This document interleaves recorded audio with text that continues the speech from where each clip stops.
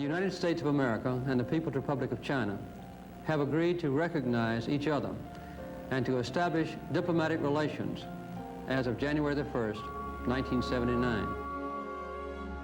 Both believe that normalization of Sino-American relations is not only in the interest of the Chinese and American peoples, but also contributes to the cause of peace in Asia and in the world.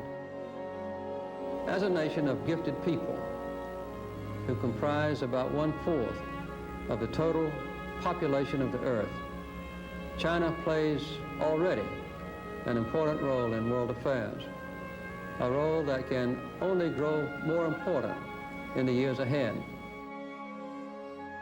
It is in this spirit, at this season of peace, that I take special pride in sharing this good news with you tonight. Thank you very much.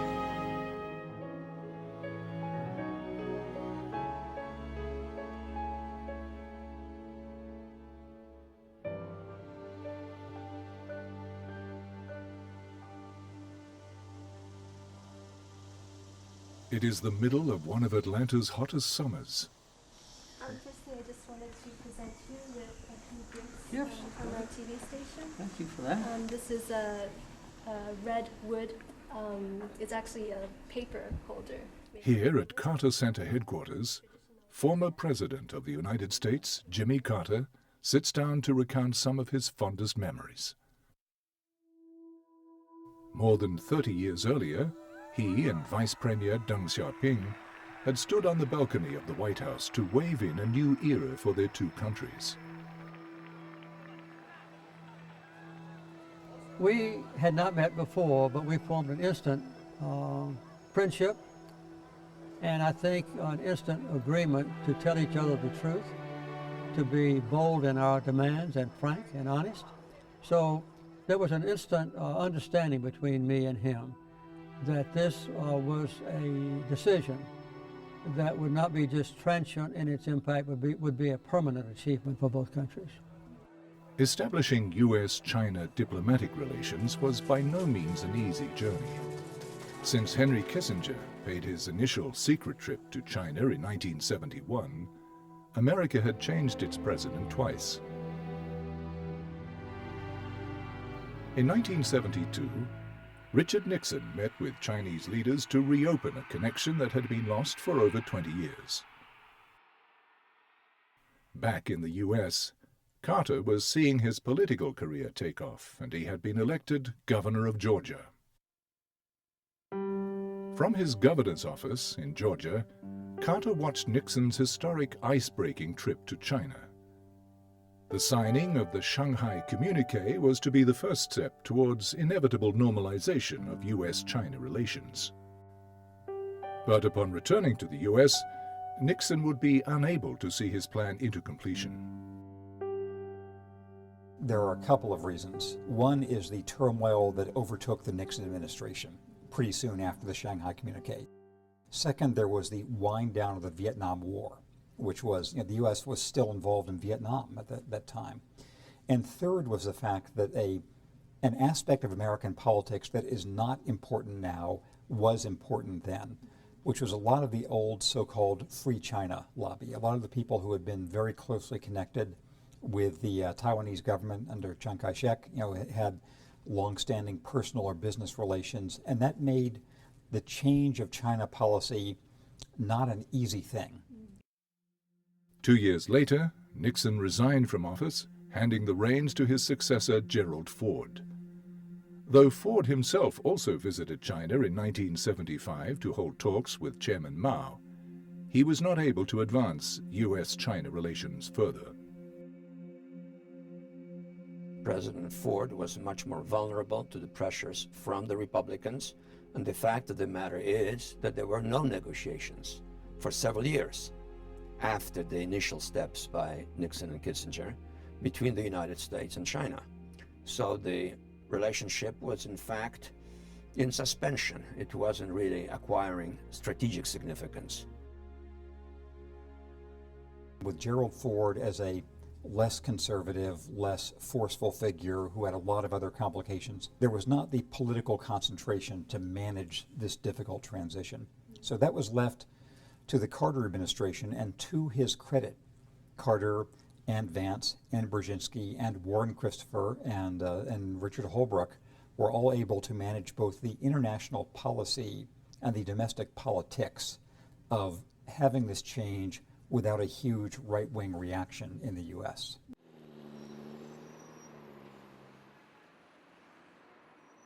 The relationship between China and the United States has now developed into the most significant diplomatic relationship in the world.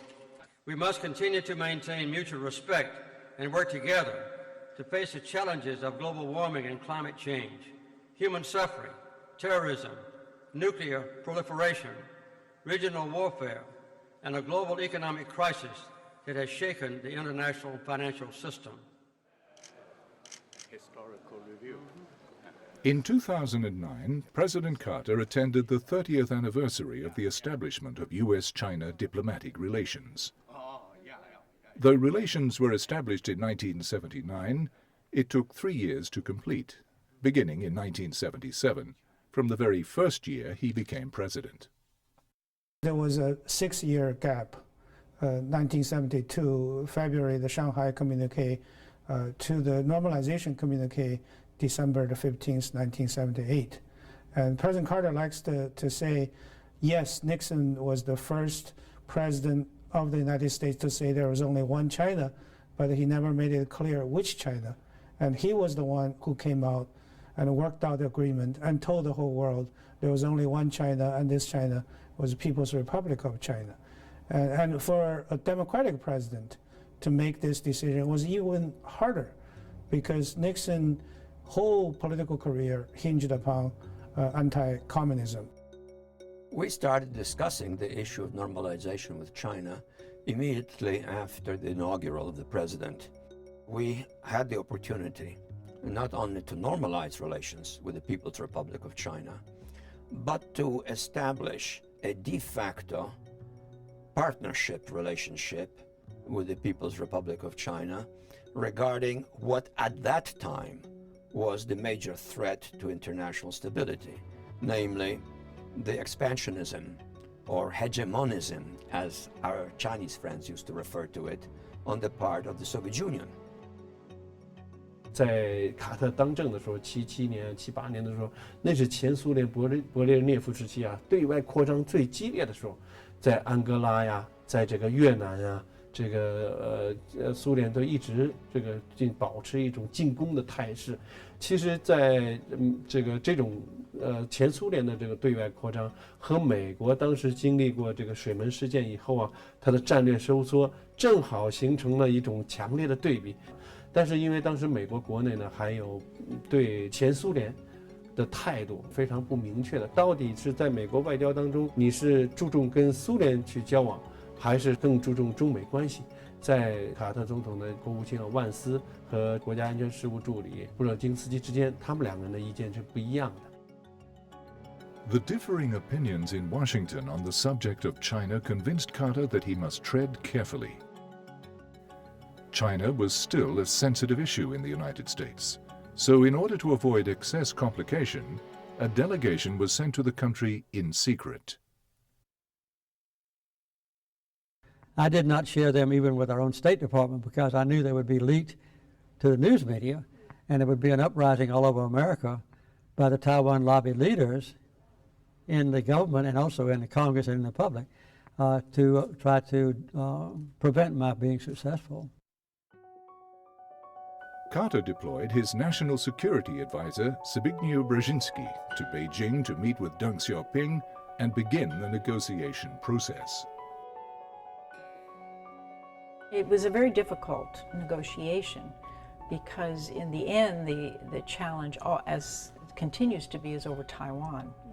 And what exactly was the long-term American commitment to Taiwan? 最主要的就是当时中国提出了要撤军、要废约、要就停止就是美国和台湾之间的这个交往，停止这个军售，这个就是停止军售、废约和撤军，这3个是最基本的条件。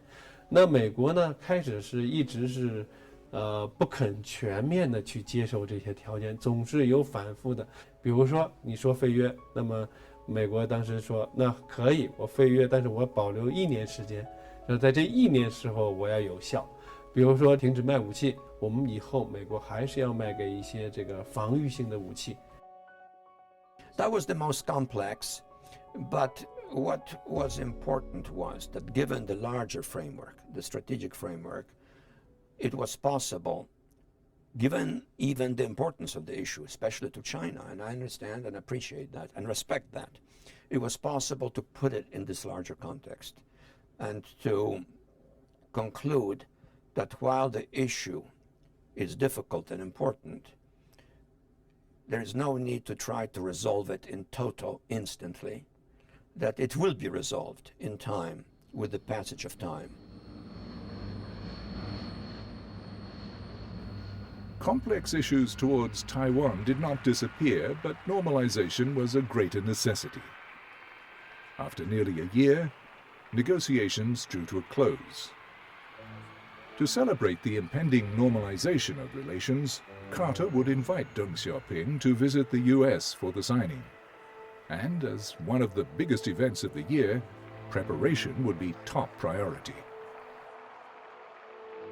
In the summer of 1978, President Carter sent a high-level science and technology delegation to China, and they had talks with Deng Xiaoping about many things, but including academic relations with China. And I'll never forget, I got a phone call, and this day it was amazing, I got a phone call from the Air Force One, was coming back from China, and I was asked to go to Andrews Air Force Base to meet the delegation. They had important news. So I went out to Andrews Air Force Base, and the President Carter's China person, Michael Oxenberg, in the National Security Council, he was my colleague. And he said, Mary, you have to start to work. The Chinese are going to send 50 scholars to the United States in January. How do we get ready? Meanwhile, in the White House, President Carter and his cabinet discussed preparations for the historic announcement. The speech, which Carter had personally edited, would be announced on December 15, 1978, live to his entire nation. Good evening. President Carter is about to speak to the nation, and while no official announcement has been made about his subject, it is known the President will announce a full normalization of relations with the People's Republic of China, thus ending decades of non-recognition of the government in Peking, a government of some 900 million people. Now, from the Oval Office in the White House, here is the President of the United States.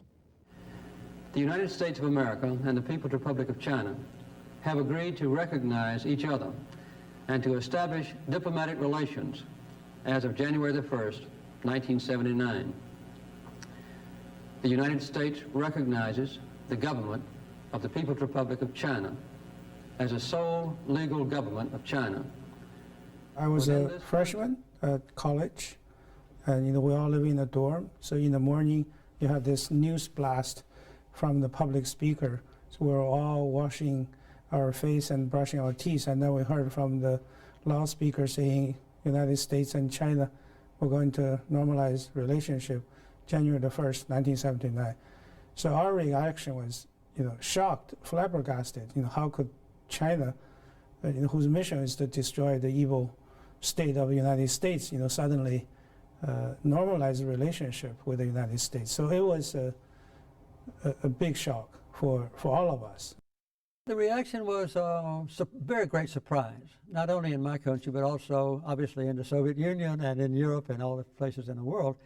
But I think in my nation, there was not very much condemnation of what I had done, because we were very quick to explain the reasons, and also because we announced that Deng Xiaoping had accepted my very quick invitation to visit Washington at an early date. In fact, just within a few weeks, which is also a very ambitious achievement and a very exciting one for me and for my staff and for my family even. At the time, establishing U.S.-China relations was not the only important policy in China. As a matter of fact, we announced the decision to normalize relations on the 15th day of December, and 3 days later, I believe on the 18th day of December, is when we announced about open up and reform.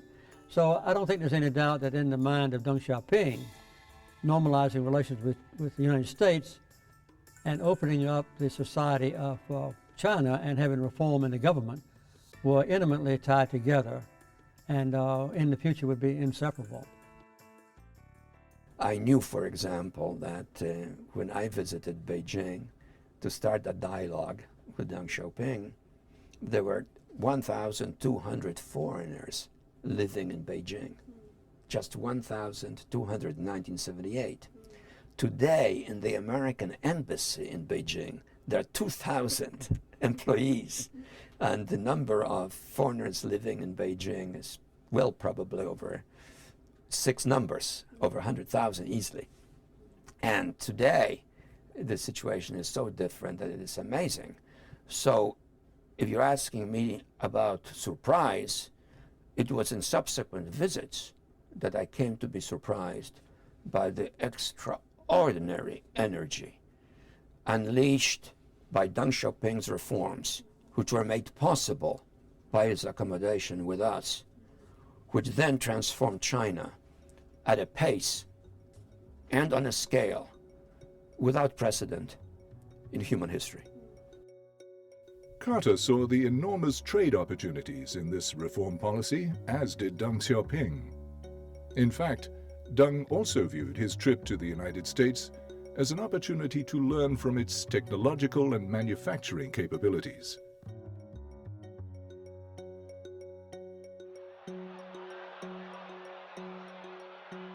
The American people took to him straight away, and he was considered a charming, charismatic leader.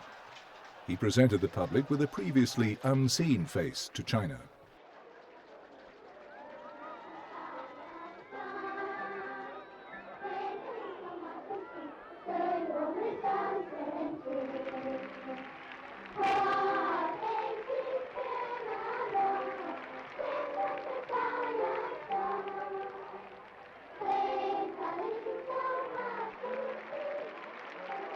It was a great visit. We just loved both of them, Deng Xiaoping and his wife, and had a good time with them. And one thing I remember about it is that when he would go on the stage with speaking to a group of people, he would always want Amy to come up. Amy was 11 years old, and he would bring Amy up, and he was the same height that Amy. He would bring Amy up on the stage and do like this. It was a great visit.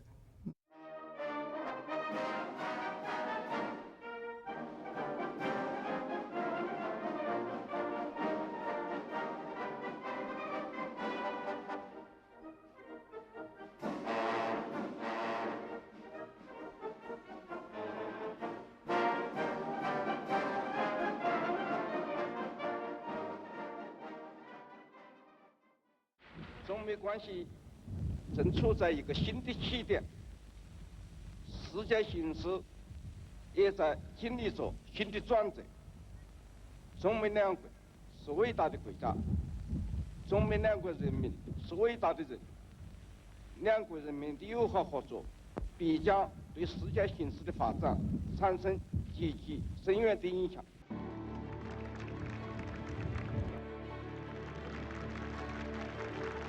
Carter and Deng formed a lasting diplomatic partnership. Once the joint communique was signed, the two leaders sat down to discuss how to develop U.S.-China relations in the following years. Among them was the opportunity to promote all level of exchanges. 从那个时候开始，我们中美之间的这种人员交流，从区区的十几万人、几十万人，到现在达到了1000万级的这样一个规模。 都是应当说从卡特总统的这个任内开始最终实现的，也正是从他那时候开始，我们讲中美留学生交往、中美人员交流，到后来的商务交往、投资交流、金融交流，才逐步走向正轨。所以在这意义上讲，还是非常非常关键的。On one occasion, I sent my scientific advisor, Dr. Frank Press, to China, and I was asleep in Washington, in the White House, and I got a phone call in the middle of the night, which was surprising to me. And Frank Press said, "Mr. President, I hate to wake you up, but I'm here with Vice Premier Deng Xiaoping, and he wants to know how many students you will accept from China to come to the United States universities. He wants to know if you will accept 5,000 in the next few years." I told Frank Press, "You tell him I will accept 100,000." And it was only a very few years before we had 100,000 Chinese students enrolled in the universities in America. But that's the way Deng Xiaoping and I did business, on a very frank and very honest, very personal relationship with complete confidence in one another. Deng Xiaoping's visit had been well received by the public.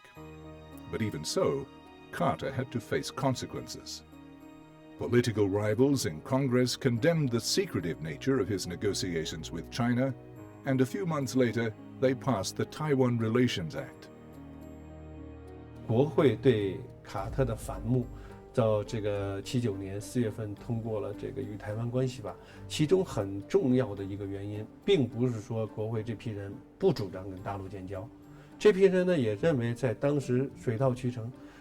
这个中美之间是要建立外交关系，而且是要面向未来发展关系的。那么，但是呢，他们极力的反对，就卡特瞒着国会，进行这个跟中国秘密交往，他反对这种做法，觉得你这个国会有知情权特别是这个国会和美国总统外交权力，它有很多一个叫重叠的部分，那你总统应该向他汇报。但是卡特就觉得国会人多嘴杂。Thanks to Jimmy Carter and Deng Xiaoping, the United States and China would go on to form one of the world's most important relationships. For Carter himself, this chapter was neither a beginning nor an end to his friendship with China. China had been a part of his life since he was no more than a small boy on a farm.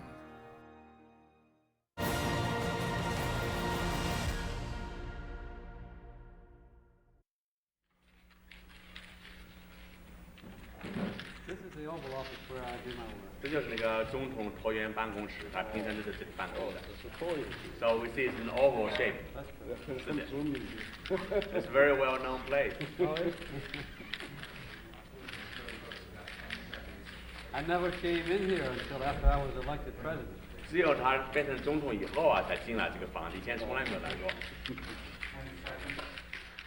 When I was in Tsingtao in 1949, in April, the Chinese forces were surrounding the city, and the vice premier says he was in charge of those forces. 总统告诉我博士，就是那个他在清剿期间共产党部队已经包围城市了，正好是邓副总理率领那批部队，几乎以前就见过面了。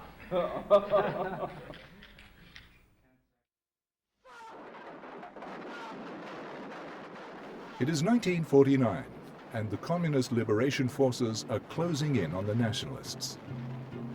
In the south, Deng Xiaoping, then an army officer, led his forces to victory in Nanjing. Some 1,000 kilometers north, a young submarine officer watches this extraordinary battle take place from his station just off the coast of Qingdao. His name was Jimmy Carter.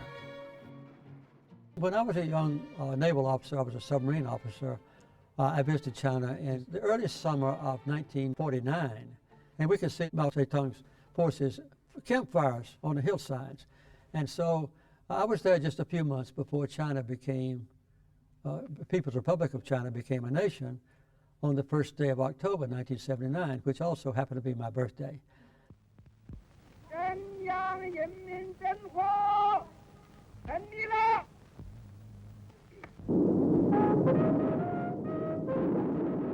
And so the day the People's Republic of China was born, Carter celebrated his 25th birthday.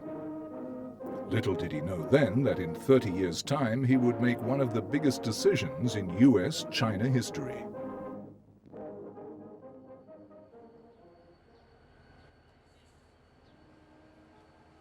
The story of President Jimmy Carter and China begins here, in the rural deep south of America, in a town aptly named Plains, a place he's called home for all his life.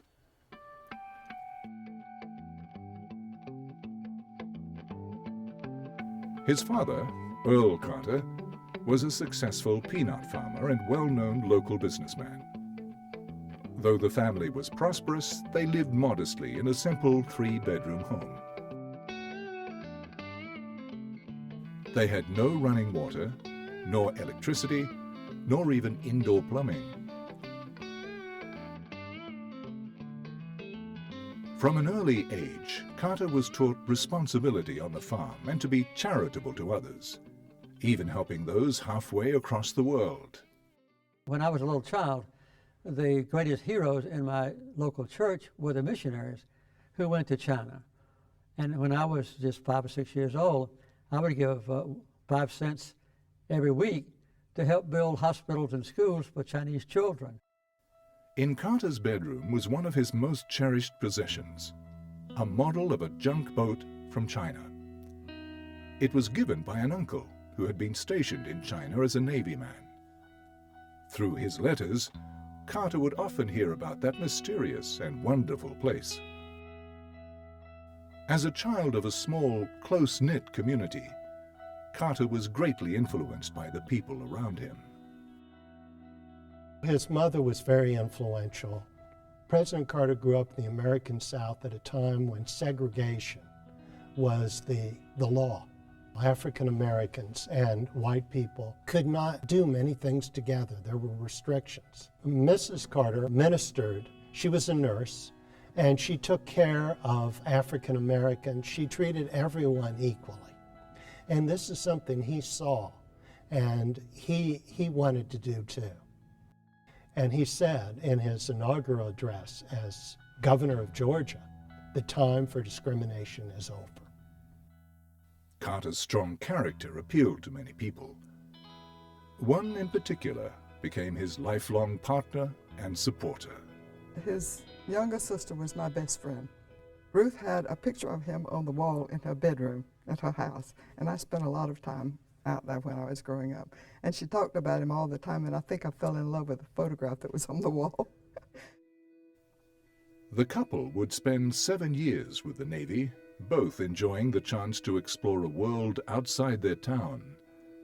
However, with the death of his father, Carter was compelled by his sense of responsibility to leave this life and return home. He found out how much his father meant to the farmers there, large farmers, small farmers, and he just decided that he could do more to help people at home. The couple settled down to run their peanut business.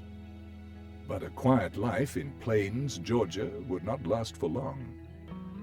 One day, Carter did something quite unexpected. He decided to run for the Senate, and I didn't even know it. He got up one point, he's putting on his dress pants instead of his work pants, and I said, "Are you going somewhere?" He said, "I'm going to see who's running for the Senate, state Senate." Carter's popularity rose in the state Senate and later in the governor's office. It wasn't long after that the nation began to take notice. In the summer of 1976, Jimmy Carter officially announced his candidacy for President of the United States. My name is Jimmy Carter, and I'm running for president.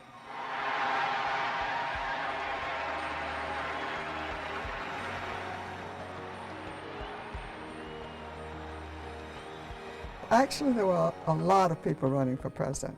Nobody knew Jimmy, and nobody thought he could win, and so we slipped up on them. I thought, well, Jimmy gets whatever he goes after, so maybe he'll get this. And as time went on, I thought, yes, sir. He came back and told us when he came in home from Iowa, and we gathered downtown, and he was on the flatbed truck.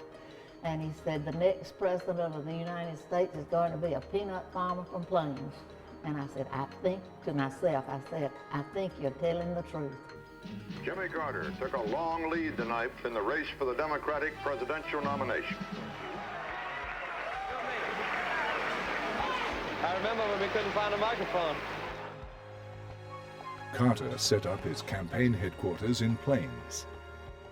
The people of Plains helped him in his campaign, calling themselves the Peanut Brigade, and he began to win over more and more voters. The Peanut Brigade got behind him very strongly and went over the nation where they could and promoted his values and what he wanted done. I was surprised by how very intelligent he was and how very quick he was to take positions on complicated issues, displaying at the same time good judgment. And at that time, a number of would-be presidential candidates wanted me to be their advisors on foreign affairs. And I remember I was talking to my wife, and I sort of shared my impression of Carter, and she says, well, if you're not certain which one to go for, why don't you go for Carter, because you seem to react the best to him, and you feel best about him. And when she said that, I said, you're absolutely right. Jimmy Carter was elected as President of the United States on November 2nd, 1976. Over the next 4 years, he would make a lasting legacy in foreign policy. You have given me a great responsibility. I would hope that the nations of the world might say that we had built a lasting peace based not on weapons of war, but on international policies which reflect our own most precious values. But Carter's presidency was also noted for defeat as well as victory. In his final year in office, Carter would be faced with unavoidable crises that would threaten his presidency. So many other things were happening. Again, the economy was in really bad shape, a different kind of bad shape from now. There was the same sort of recession that was going on now, but also terrible inflation and all kinds of international instability. The dollar was very unstable against the Japanese yen in particular, and some of the European currencies. The Shah of Iran was being overthrown then, and so there was the first real glimpse of Islamic fundamentalism as being a force. Carter's biggest crisis came in 1979 when 52 U.S. citizens were taken hostage in Iran. Carter had overseen failed negotiations and, worse, a failed rescue mission. His popularity slipped lower than ever before and took with it his presidency. Though he had lost, Carter worked to his last day in office to secure a deal with the Iranians for the release of the American hostages. He was successful, though it came with a twist. They were released on the very minute Ronald Reagan was sworn in as president. I think the main thing about Jimmy Carter is that historically you could consider him either lucky or unlucky. Lucky to become president, of course, unlucky in the time he was there and some of the things that happened, including the Iran hostages and having Ronald Reagan run against him. But he has had very good luck in having now, as we speak, more than 30 years after he left the White House, to create a new historical role for himself. In 1981, the former president and his family returned to their hometown and to what he called an unwanted life. He lost the election. He's always said he was involuntarily retired from the White House. And we had so many things we hadn't finished and that we wanted to do. And so we knew we wanted, didn't want to just go home and do nothing. And what you learn after you leave the presidency is that you have contacts everywhere.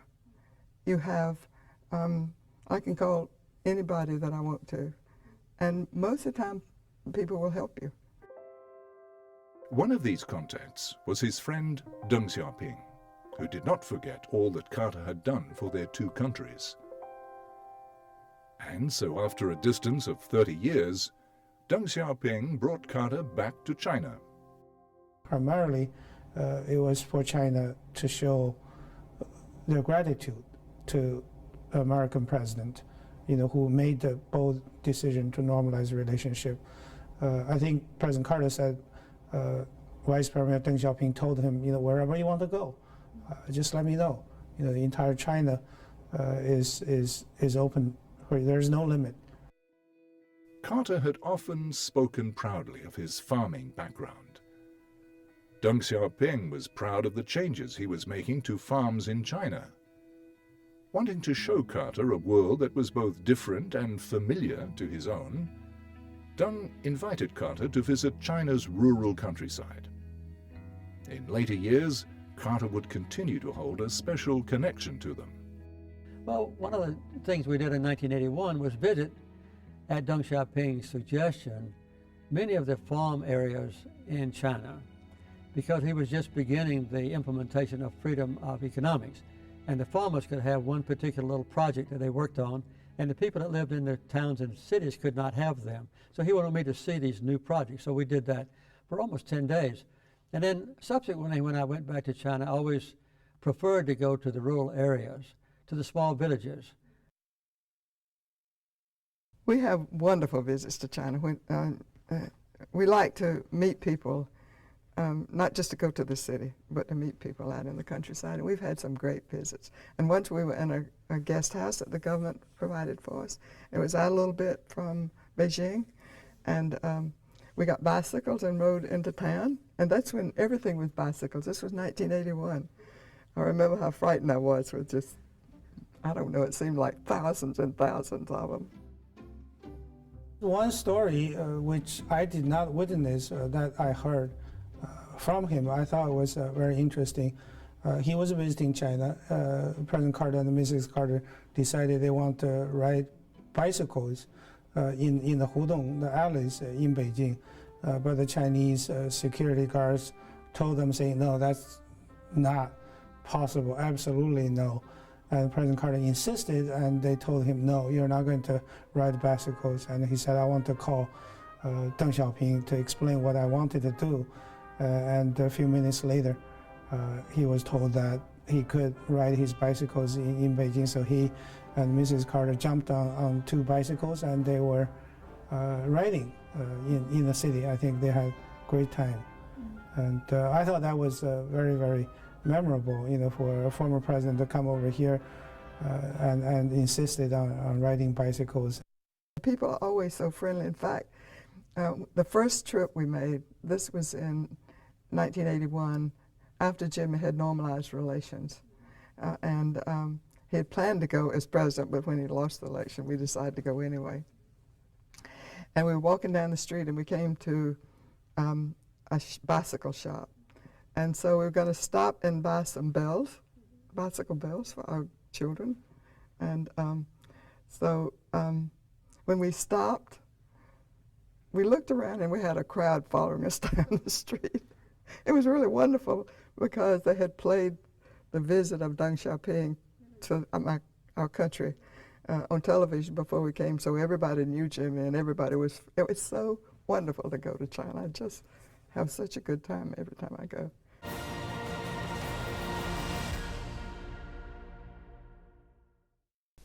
Carter 先生，你和夫人这几天在上海的参观访问，我们已经通过电视向上海的广大观众做了报道。听说你也看了其中的一部分电视，我们感到很高兴。请你通过电视向上海的观众说几句话。I would like to express my deep appreciation to the Chinese government officials in Beijing, to the government officials in Shanghai, Xi'an, and Suzhou for being so hospitable. After Carter's eye-opening trip to China, he suddenly knew what to do with the rest of his life. One night I woke up, he was sitting straight up in the bed, and Jimmy sleeps all night long every night. I thought he was sick. I said, what's the matter? He said, I know what we can do with the rest of our lives. He said, we can have a place like Camp David where we can work for peace, bring people together to work for peace. In August 1982, Jimmy Carter officially opened the Carter Center. Over the next decades, it would grow to become something bigger than any of them had imagined. Through it, Carter continued his lifelong pursuit of helping people across the world. 他实际上是开辟了一个国与国交往和国际交往当中的一个新的形式。其实从这角度来看呢，其实对他的这种作用应该持有一种肯定态度。在此之前的美国总统要么死于任上，要么就退休的时候已经没有太多的活动能力了。那么限制出了这样一种交往的一种形式。那么正是从卡特开始，他大量的这种交往，后来在他的感召下，包括尼克松，包括其他人也都开始有这样一种活动方式之后呢，他实际上他介乎于在正式关系之外，又开辟了一个第三渠道。It gives you a wonderful opportunity to use your heart and your mind and the environment within which you live to bring peace on earth. That's what we all want. Thank you very much. In China, where he continued to visit every few years, he wanted to do something special for its people. The first thing I wanted to do was to repay the Chinese people for this great benefit to my country in normalization. So I asked Deng Xiaoping if there was some benevolent projects, humanitarian projects that we might undertake. He said, no, we don't, that's not a custom of our people. I said, I wish you would make another assessment. So he finally let us do two things. One, we developed a program for handicapped people. And so we helped to build a big factory in Beijing that produced the most advanced prostheses, artificial arms and legs and so forth. And then the other thing was, he said, you can help us with the education of little children who are deaf and blind. So we did that over a period of about 4 years. And we originated and conceived and carried out a program that led to teachers all over China be trained on how to better educate little children who were handicapped with blindness and with deafness.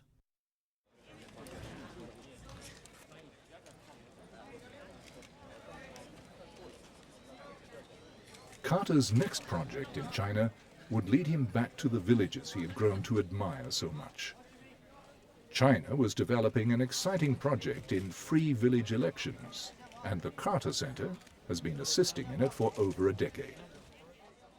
Well, first of all, let me say that I'm very proud and delighted to come to see this village election. The Carter Center, which I head, has been involved in observing village elections for a number of years. This is the seventh time that this village has participated in this process. All the top political leaders of China are strongly supporting the village election process. And obviously the villagers like it very much. So I personally am very proud and honored to be able to be one of the board observers.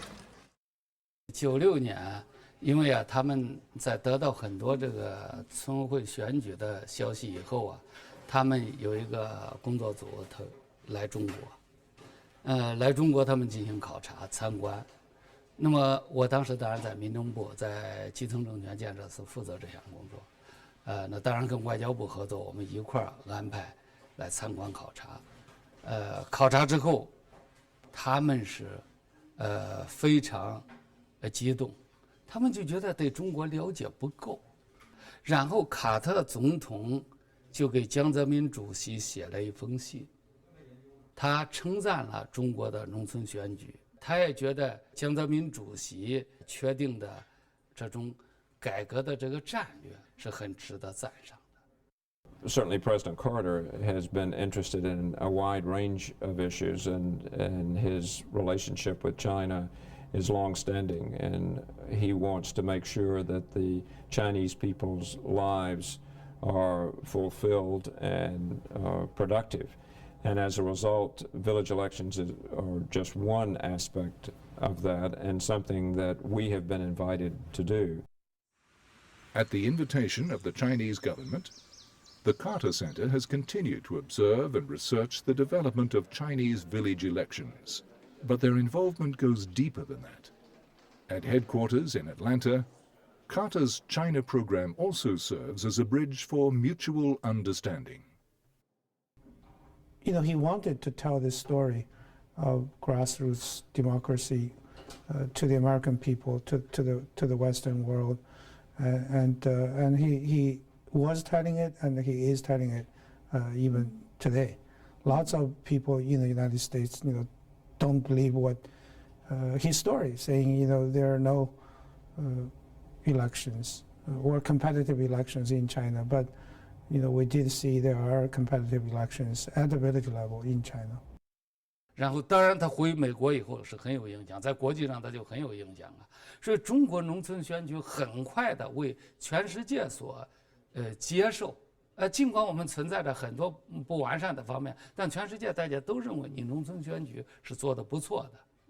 这个可以说与卡特总统，当然也有很多专家学者，他们来参观，他们来研究，他们来向外部世界介绍。那是很有关系的，你光我们说不行。One of the characteristics of the Chinese is that they are inherently self-confident. If there are times when the Chinese people and their leaders see other nations in the world ahead of them, they don't get frantic or desperate. They are patient in a firm belief that eventually China will survive and maybe even prevail. So it's a great lesson for anybody to learn in dealing with the Chinese, that they are not inferior, they don't have to lie to you. If the Chinese tell you something, you can depend upon it. And that's a very good characteristic to have when you're negotiating difficult issues. You can tell I love the Chinese people. I teach at Emory University now, and I teach U.S.-China relations. So I had him come speak to my class, which was great fun, He gave a really wonderful lecture on U.S.-China relations. This was 2 years ago, so he was maybe 83 years old. He comes to a class of undergraduates. We actually brought 2 classes together, so there were maybe 40 students. He stands for an hour and a half. He doesn't use any notes. He gives a wonderful lecture on U.S.-China relations, and with good humor answers questions back and forth. My question was, what are your thoughts or suggestions for students looking to make an impact on U.S.-Chinese relations? I believe that the future of international relations is going to focus around U.S.-China relations. I think it's the most important bilateral relationship in the world. And there's no doubt in my mind that if a student is contemplating studying a language or becoming acquainted with a foreign economic and political system, that China would be the best choice. 他是对这些，他有一种理想主义的一种信念在背后支撑他，所以他希望看到人口众多的这样一个中国，如果能在他所坚持的理念这个方向上，能够大家一起走的时候呢，他会觉得非常欣慰。President Carter was raised from childhood to help others. Aside from the Carter Center, he volunteers each year to help rebuild homes for charity.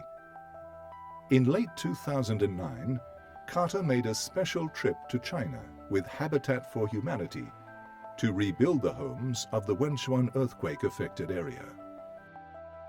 It's very gratifying to see the volunteers from America and from China and from many other countries working side by side. Let me say that I'm glad to be back in Sichuan province, primarily because of the damage of the earthquake, and to help in a small way to join in the repair. He certainly connects well with the Chinese at every level, and so whether it's at the village level or the highest levels of government, he is a good listener and understands what they hope to achieve, and then looks for ways in which he might assist them to reach their goals. 中国大概已经来了10几次，那么他对中国的选举、对中国的改革开放、对中国的社会进步，一直是取一种非常积极肯定的态度。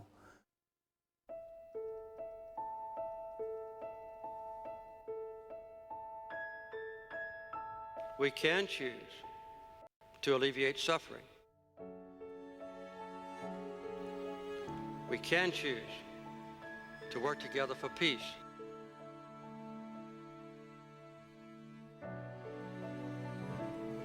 We can make these changes,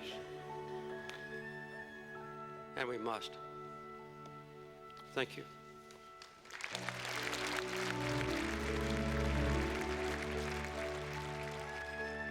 He is a Nobel Prize winner, a president, a peanut farmer, a man in his late 80s. Over the course of his life, he has experienced many changes. But one thing that has not changed is his faith in China.